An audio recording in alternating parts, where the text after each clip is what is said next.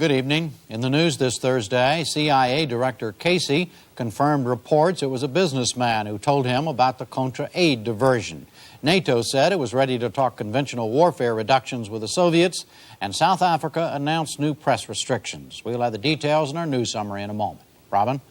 After the news summary, we profile the extraordinary man at the center of the Iran-Contra storm, Marine Lieutenant Colonel Oliver North.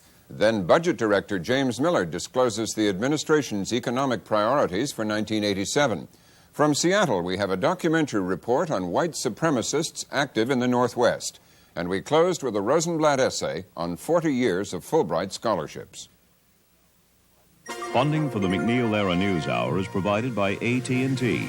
Whether it's communicating the sound of one's voice or data, the AT&T network moves information in all its forms across the country and around the world. AT&T. Funding also is provided by this station and other public television stations, and the Corporation for Public Broadcasting. CIA Director William Casey said today he learned of the diversion of Iran arms funds to the Nicaraguan Contras from a non-CIA, non-official source. He identified that source as New York businessman Roy M. Furmark, a former legal client of his. Casey talked briefly with reporters after giving 3 hours of closed-door testimony to the House Intelligence Committee. He said the conversation with Furmark was in early October and gave him only an indication of what was going on. He said it wasn't until Attorney General Meese told him and everyone else 6 weeks later that he found out the full story. Furmark was the closed-door witness today of the Senate Intelligence Committee. Committee member Senator William Cohen, Republican of Maine, offered this summation of how that investigation was going. I think each day that passes, each witness that comes before the committee, the picture, as I said, becomes clearer, the story more confounding. The Republican chairman of that Senate Intelligence Committee said today government officials involved in the Iran arms affair should take off their uniforms or take off their Fifth Amendments. Senator David Dernberger of Minnesota was referring to the taking of the Fifth by former National Security Advisor, Navy Vice Admiral John Poindexter, and his aide, Marine Lieutenant Colonel Oliver North. North wore his Marine uniform in his appearances before congressional committees where he refused to answer questions. And there were 2 spy stories today from top offices of the West German government. A former secretary in the president's office in Bonn was charged with spying for the Soviet Union since 1971, and an employee of the defense ministry was arrested on charges of spying for East Germany. At least 15 people were killed and 22 others wounded when Israeli planes attacked guerrilla positions north of Tripoli, Lebanon today. It was Israel's second raid into northern Lebanon in the past 2 months. Israel said it was aimed at the Abu Nidal Palestinian faction. Lebanese authorities said 4 Lebanese civilians were killed when a delayed action rocket exploded a half hour after the raid. That's the news summary. Coming up, a profile of Lieutenant Colonel Oliver North, Budget Director James Miller, and white supremacists in the Northwest.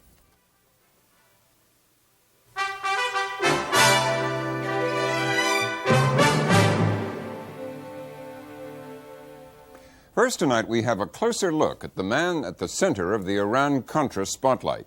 He is Marine Lieutenant Colonel Oliver North, who was dismissed from the National Security Council after it came out that profits from arms sales to Iran were being diverted to the Contras in Nicaragua. But the day after he fired North, President Reagan praised him as a hero. Correspondent Charles Krause has been looking more closely at the lean, tight-lipped, much-decorated soldier and found a storybook character. His defenders claim he's been made a scapegoat. His critics say he's a cowboy, a rogue elephant who betrayed the president. Today, he's barred from his old office at the National Security Council. But from all appearances, Oliver North seems to be unfazed by the firestorm around him. According to friends, he's in good humor, playing cat and mouse with reporters, meeting his lawyers in downtown Washington. But for the colonel, it's a far cry from his glory days at the White House. There, he ran covert operations with daring and success until his luck ran out. I have great trust in the Lord and a good attorney. Have a good day. His admirers, especially those on the far right, have come to think of North as a real-life James Bond. Andy Messing, who has himself visited war zones in 17 third world countries, is director of the conservative National Defense Council. He credits his friend Ollie North with most of what's gone right for U.S. foreign policy over the past several years. He has brought 5 of the major foreign policy successes to the Reagan administration out of about 6. He did Grenada. He shut down the death squads. He ensured the democratization of El Salvador. He did the intercept of the killers of Leon Klinghoffer, the intercept of the Egyptian jet. And he helped on the American side getting out the dictator baby Doc Duvalier. And he shunned power, sex, and money, I know, on all 3 levels for a fact, because he's interested in serving his country, bringing peace to the world, and all these kind of corny but ethereal concepts. This man is a decent person. That's why I'm not going to stand by and allow people operating on half the facts to denigrate a man that's bigger than life. Truth so help you God? I do. Thank you very much, Colonel. So far, North has appeared twice before congressional committees. Both times, on advice of counsel, he's taken the fifth and refused to testify. Nonetheless, he's impressed many observers, including many congressmen, with his courage and his sincerity. I don't think there is another person in America that wants to tell this story as much as I do, sir. Thank you, sir. Even many Democrats, outraged at the colonel's alleged role in diverting money from the Iranian arms sales to the Contras, have expressed admiration for Oliver North, the man. Congressman Michael Barnes first met North in 1983, when the colonel served as White House liaison to the Kissinger Commission on Central America. He was gung-ho, bright, aggressive. What was unusual about his demeanor and the way he dealt with the commissioners was that you would normally expect a Marine Corps officer to be incredibly deferential, to sort of jump whenever anybody said anything, yes sir this and yes sir that. He was more on an equal level with the members of the commission. Not quite, with a little touch of deference, but not much. He first named the commissioners, which would be extraordinary. Barnes says North may have been good at running covert operations, but he was also a zealot who didn't fully understand the context in which he was operating. Ollie North is clearly one who sees Central American issues in a very black and white kind of context. He doesn't really see much gray there. I remember him doing a briefing for the commission at the White House in which he said, and I quote, Fidel Castro is responsible for 90% of the problems in Central America. Well, anybody who knows anything about Central America knows that's laughable. William Grove is a Methodist bishop opposed to administration policy in Central America. He, too, remembers one of Colonel North's briefings on the so-called Reagan Doctrine. His basic argument was that of the position of the administration on Central America, that we must do everything we can do to support the forces of freedom, as he and the administration would define them, over against communist infiltration and Soviet intervention, to avoid having a Soviet colony on our doorstep. But Messing says the colonel had a better grasp of how to deal with the problems in Central America than liberals in Congress, and for that matter, many top officials at the Pentagon. Oliver North was a man who understood how to counteract Soviet power projection using the minimum force. He was one of the few people in Washington who understood how to deal with low-intensity conflict on a multidimensional level. Oliver North's rise to power was slow but steady. After graduating from Annapolis in 1968, he fought in Vietnam, where he won medals for bravery. He was promoted through the ranks, attending the Naval War College at Quantico, Virginia. Then in 1981, at the age of 38, he was detailed to the National Security Council as Marine Corps liaison officer. William Curson held a similar job under Presidents Eisenhower and Kennedy. Curson later taught at Annapolis, where Oliver North was one of his students. He's got a facile pen, he's quick, he knows how to make a phone call, he knows how to follow up. It's called completed staff work. He's a very competent officer.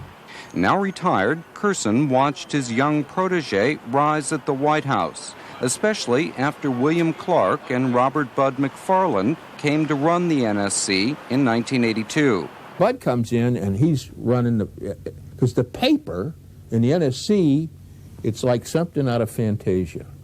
It's generated at a rate, you can't believe it. So McFarland is controlling the paper because Clark's going bananas over this. And some things come up. Oliver, yes, sir. Oliver's a major. Bud's a lieutenant, retired, or he's a lieutenant colonel retired. See to it. Yes, sir. Does it. And that's how, as one might say, and that's how it happened. What happened was, according to Curson, Oliver North filled a bureaucratic vacuum, taking on risky national security matters nobody else wanted to touch. Grenada, terrorism, Iran, the Contras. North was a can-do officer willing to work 18 hours a day, 7 days a week. He became invaluable because he pushed the Pentagon, the State Department, the CIA to do what President Reagan wanted them to do.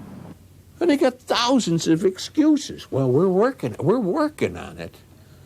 But nothing happens. It's all intellectual masturbation. It's love-making without any babies. Oliver says, I'll try, sir.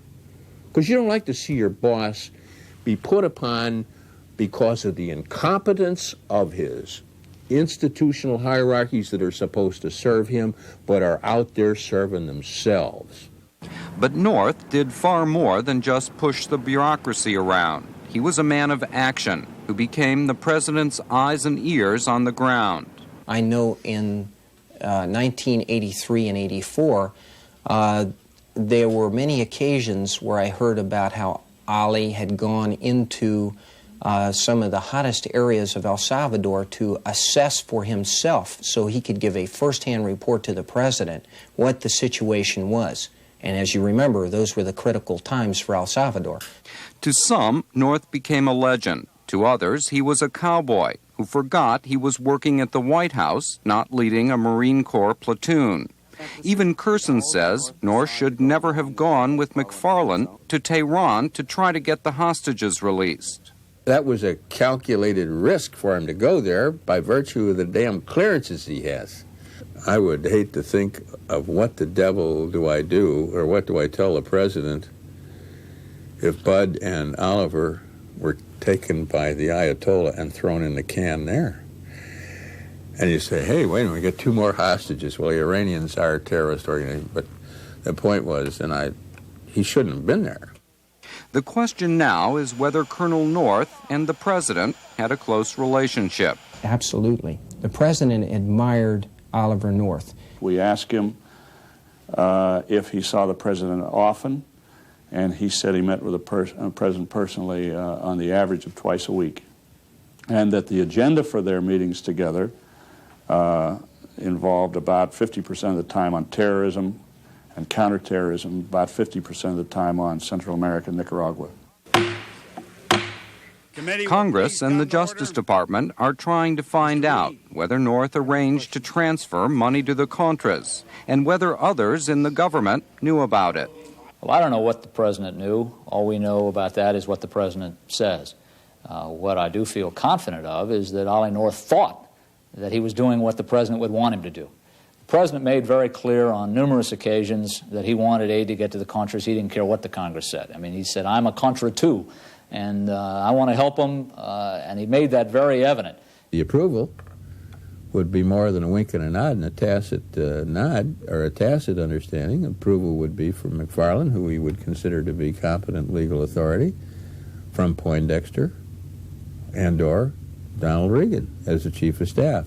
I mean, this is a man who reflects through his actions Judeo-Christian ethics and constitutional processes. So I can't believe, until I'm shown the actual proof, that this man would be doing something that contravened the law or contravened ethics. He's not built that way. Colonel Oliver North has a heroic record. Few people who know Oliver North dislike him personally. Conservatives are raising money for his defense fund, blaming those opposed to Reagan administration policy in Central America for his downfall. If you can help stop the liberals from surrendering Nicaragua to the communists with a contribution of $30. Meanwhile, even Democrats in Congress are praising North's patriotism and his integrity.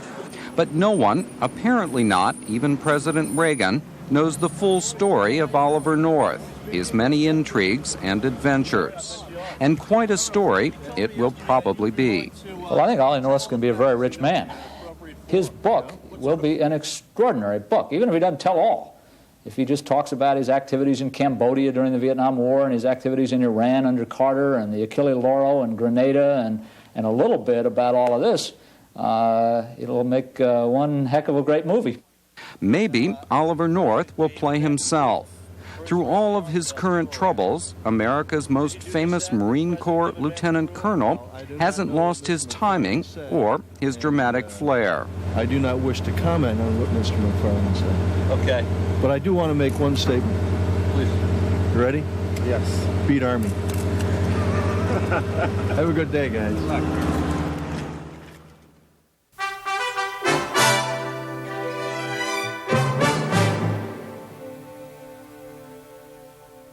Next, a story from Coeur d'Alene, Idaho. It's about the coming of white supremacists to this town of tranquility and tourists and what that coming has wrought. The reporter is Victoria Fung of public station KCTS, Seattle. Inner circle, torchbearers. Right, turn. Outer circle, kinsmen. Left, turn. Let the circles move, as does light. Forward, march. Slowly, inexorably, without stop, life goes on. The Coeur d'Alene area is headquarters for the Church of Aryan Nations, a neo-Nazi group dedicated to establishing a white separatist state in the Northwest. The group is headed by the Reverend Richard Butler from a 20-acre compound just north of Coeur d'Alene. More than 100 white separatists met there this summer to plan the establishment of their new all-white state. Kind unto kind. This is exactly what the 56 men were seeking who signed a document called the Declaration of Independence. There, it is a sanctuary wherein our kind can live their culture, reproduce their own kind, and build their civilization. A small press at the Aryan Nations compound churns out neo-Nazi and racist literature for distribution worldwide. We've put out 100 million copies of Aryan Nations literature all over the world. It's in every place white men live and walk, from the tip of South Africa. It's in Norway, Sweden, Denmark, in France, and in Germany. It's in Soviet Union. Aryan Nations literature is everywhere. Each Sunday, Butler conducts church services for a dozen or so followers. Their numbers have dwindled since 19 of them, members of an extremist offshoot called The Order, were convicted on murder and racketeering charges. While the actual number of known Aryan Nations members living in northern Idaho is relatively small, leaders of the movement claim that many in the area are sympathetic to their cause, and that many others are moving to the region to establish their all-white sanctuary. If somebody considers that I'm a racist because I want to live separate, then I guess I am. David Dorr is chief of security at the compound. His wife Deborah acts as publicist for Reverend Butler. We're getting quite a few people to move out this way. There's been 150 people move out here from Michigan. And in the next 3 months, there's going to be about 7 to 10 families from Chicago. And they know that we are determined to keep the Northwest white. And that's what's drawing them here, because it's basically a white area. I guarantee you that the movement will grow. It's already growing. The area around Coeur d'Alene is picturesque, dotted with lakes and rimmed by mountains.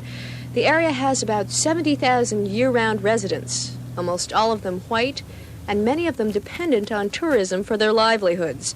Coeur d'Alene boasts a new $40 million resort complex, And co-owner Dwayne Hagedorn says he understands why neo-Nazis might be drawn here. U.S. News and World Report is named it one of the 10 most livable cities in the United States. If you want to get away in the North Woods, why do you ever have to go any further north than Coeur d'Alene? Some residents of Coeur d'Alene are worried that publicity surrounding Aryan nations could hurt the local tourist trade. All we have is tourism now, and that's going away with this kind of publicity. This isn't good for us. I've been here 2 years, and since I've been here, I'm beginning to wonder whether this is the safest place to be or back in New York. There was a black salesman who was traveling through the area and was getting late at night and tired, and he slept on the road because he didn't want to come to town because he was afraid he'd run into a Nazi-owned motel. You know, and that's a pretty tough image to live down.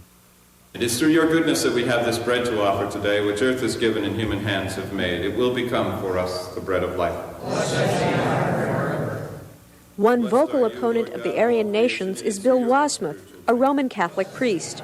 Amen. I think it casts a tone on the people of the community and on the people of northern Idaho that's entirely false. That somehow it implies that we are supporters of racism or that we are at least complacent in the face of it. The fact is we will be actively opposing it. Father Wasmuth heads the Kootenai County Task Force on Human Relations. The task force works to heighten community awareness of racial and religious prejudice by, among other things, holding rallies. This one was orchestrated to counter the Aryan Nations Congress in July. Prejudice and violence have no place in a democratic and pluralistic America. The numbers around here aren't all that terribly large and never have been. At maximum, there were 60-some people associated with Butler's compound out there, as far as anybody knows. On the other hand, a small number of people can do a great deal of harm and a great deal of damage. On September 15th, Father Wasmuth's home was bombed.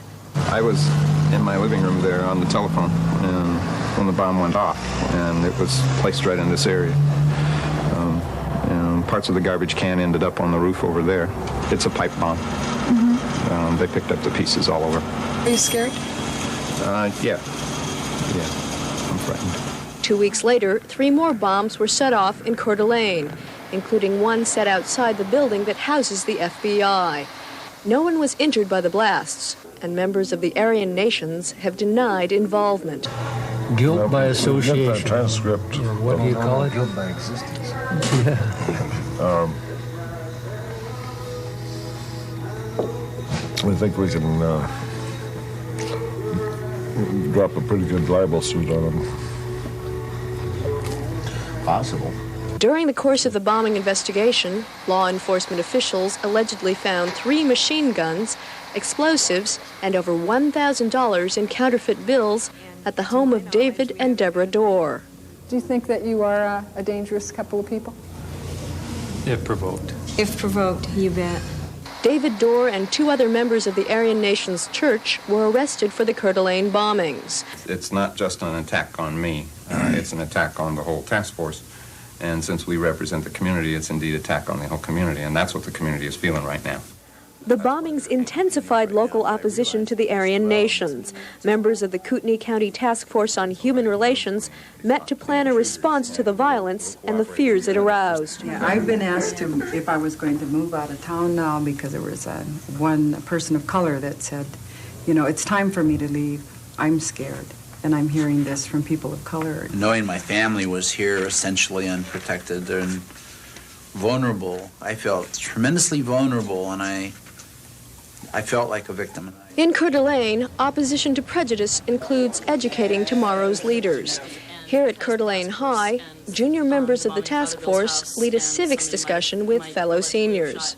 America's for everybody, and it doesn't matter if it's in North Idaho or Louisiana or wherever it is. Yeah, if they're putting this thought in people's mind that white supremacy is right when it's not. We got all our people from all over the world, and we have little bits of everything in our country, and that's what our country's made of.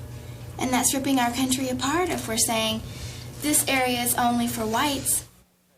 Since that report was prepared, it's been quiet in Coeur d'Alene. The Aryan Nation members charged in the bombing incident remain in jail awaiting trial.